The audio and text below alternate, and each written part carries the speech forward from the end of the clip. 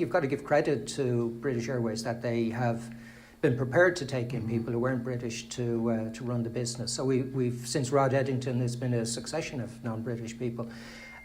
Some better than others, obviously. But, it's that classic case of, we used to get it in Ireland with Aer Lingus, and maybe you get it a little bit today. You are there, you're a very important brand. People have this sense of ownership because of the history and the legacy, and you still get that a bit in BA. Even though BA was privatised in 1987, you still get people who think they own a bit of BA and therefore have an opinion, and their opinion is as important and equal to everybody else's. I personally don't get worried about what I read in the newspapers.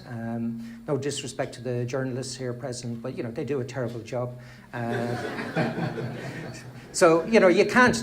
One thing I've always said to people is you cannot run your business to satisfy the press, because they have a different job. Their job is to write stories that will entertain people, and therefore that's a different challenge. And people love reading stories about British Airways. When Paul Dacre used to be the editor of the Daily Mail, he's recently retired. I used to have lunch with Paul every 6 months or so. And he told me, he said, if there's a story about BA, we'll put it on the front page. It doesn't matter what story it is. He said, the equivalent story about one of your competitors, we won't write it because nobody's interested. So, there's great value in that because the brand is incredibly resilient. And although people will criticise some of the things BA might do, they also love what it is.